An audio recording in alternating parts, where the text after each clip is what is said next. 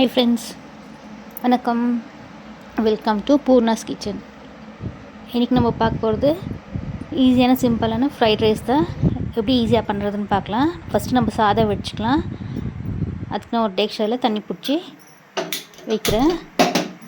தண்ணி நல்லா கொதிக்கிட்டோம். கொதிச்சிட்டு பிறகு நம்ம அரிசி கழுவி போடலாம். குக்கரில் வைக்கிறதுல டேக்ஷரில் அதை நம்ம சாதம் வச்சு இது பண்ணலாம். இப்போது தண்ணி நல்லா கொதிச்சிருச்சு. அரிசி கழுவி அந்த தண்ணியில் போடுறேன். எப்போவுமே வெடிச்ச சாதம் தான் பண்ணுவேன். குக்கர்லலாம் சாதம் வைக்க மாட்டேன். ஈஸியாக உங்களுக்கு ஒரு டிப் சொல்கிறேன். சாதம் எப்படி ஈஸியாக வெடிக்கலான்னு சொல்லிட்டு பாருங்கள், இந்த வீடியோவில் இருக்கும். இது ஹோட்டல் டைப்பில் ஈஸியான சிம்பிளான உங்களுக்கு ஃப்ரைட் ரைஸ் தான். பாருங்கள், இப்போ சாதம் நல்லா வெந்துச்சு. இப்போ நான் ஒரு பேஷன் எடுத்துன்னு இருக்கேன். இதில் நம்மக்கிட்ட இந்த மாதிரி ஒரு சின்ன ஹோல்ஸ் இது ஸ்ட்ரெயினர் இருக்கும் இல்லையா, அந்த ஸ்ட்ரெயினரில் நம்ம இந்த சாதம் ஃபுல்லாக எடுத்து அதில் ஊற்றிடலாம். பாருங்கள், நான் இதெல்லாம் எடுத்து அதில் ஊற்றிட்டேன். நல்லா பிடிக்கிறதுக்காகல நம்ம அதில் ஊற்றிட்டோம்னா அந்த கஞ்சி தண்ணி மொத்தம் கீழே வந்துடும். உங்களுக்கு அந்த பேஷன் எல்லா தண்ணியும் வந்துடுது பாருங்கள். சாதம் இது ஈஸியாக வச்சிடலாம். நம்ம கை மேலெல்லாம் நம்மளுக்கு ஊற்றாது. இப்போ நான் ஃப்ரைட் ரைஸ் செய்யறதுக்கு கடாய் எடுத்துன்னு இருக்கேன். இது பெரிய கடாய் தான், ஈஸியாக செய்யலாம். நம்ம கடாய் காஞ்ச பிறக்கும் எண்ணெய் ஊற்றிருக்கேன். நான் இப்போது ஒரு 3 பேருக்கு செய்கிற மாதிரி எடுத்துன்னு இருக்கேன். 2 கரண்டி எண்ணெய்.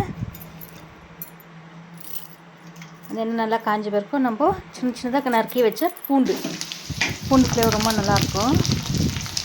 ஃபஸ்ட்டு எண்ணெயில் பூண்டு போடுங்க. நல்லா வதங்கிட்டோம். அதுக்கப்புறமா நான் 2 பெரிய வெங்காயம் கட் பண்ணியிருக்கேன். அதுவும் நல்லா ஃப்ரை பண்ணிடலாம். இதில் எதுவுமே ரெடிமேட் மிக்ஸ் எதுவும் போடுறதில்ல. இப்போது நான் காய்ங்க போட்டுனாக்கேன். கேரட்டு, பீன்ஸு, கேப்சிகம், முட்டைக்கோஸு, இதுக்கு ஸ்ப்ரிங் ஆனியன் வேணோட போட்டுக்கலாம். எல்லாம் அதுலேயே நல்லா வதங்கிட்டோம். எல்லா காயும் போட்டுருக்கேன். போட்டு நல்லா வதக்கியிருக்கேன். அந்த சூட்லேயே அது நல்லா வதங்கும். தண்ணியில் அதை ஊற்ற போகாதீங்க. இப்போ நல்லா வதங்கிடுச்சு. உருளைக்கிழங்கெல்லாம் வேண்டாம், டேஸ்ட் வராது. இப்போது நான் டார்க் சோயா சாஸ் ஊற்றுறேன். சோயா சாஸ் ஆச்சு. இப்போ வினிகர் ஊற்றிருக்கேன். பெப்பர் பவுட்ரு, உங்களுக்கு பச்சை மிளகா காரம் வேணும், ஒரு 2 பச்சை மிளகா போட்டுக்கோங்க. நான் பெப்பர் பவுட்ரு போட்டிருக்கேன், ஒரு 2 பச்சை மிளகா போட்டிருக்கேன். அப்புறமா அதுக்கு தேவையான உப்பு போட்டிருக்கேன். நல்லா போட்டு மிக்ஸ் பண்ணலாம். இதில் நான் எந்த சாஸும் மிக்ஸ் பண்ணல, வெறும் சோயா சாஸ் வினிகர் மட்டும் தான் போட்டிருக்கேன். இந்த சாப்பாட்டுக்கு வேணால் tomato sauce, chilli sauce use பண்ணிக்கோங்க. பாருங்கள், சாப்பாடு நல்லா உதிரி ஆகிடுச்சு. இப்போ ஃப்ரைட் ரைஸ் மசாலா அங்கே ரெடி ஆகிடுச்சு கடாயில். இப்போ சாதம் போட்டு நம்ம மிக்ஸ் பண்ணிடலாம். இப்போ கடாயில் நம்மளுக்கு எவ்வளோ சாதம் வேணுமோ அவ்வளோ போட்டுக்கலாம். 3 பேருக்கு ஆகிற மாதிரி நான் மிக்ஸ் பண்ணுறேன். ஃபுல்லாக மிக்ஸ் பண்ணிட்டு காட்டுறேன். ஒரு கையிலே இருந்தாலும் மிக்ஸ் பண்ண முடியல. நான் ஸ்டவ் ஆஃப் பண்ணிட்டு மிக்ஸ் பண்ணிட்டு சர்வ் பண்ணுறேன். பாருங்கள், ஈஸியான சிம்பிளான ஃப்ரைட் ரைஸ் ரெடி ஆகிடுச்சு.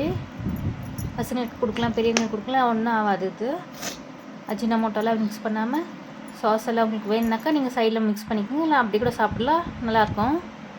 இந்த வீடியோ பிடிச்சிருந்தா லைக் பண்ணுங்கள், ஷேர் பண்ணுங்கள், சப்ஸ்கிரைப் பண்ணுங்கள். தேங்க்யூ.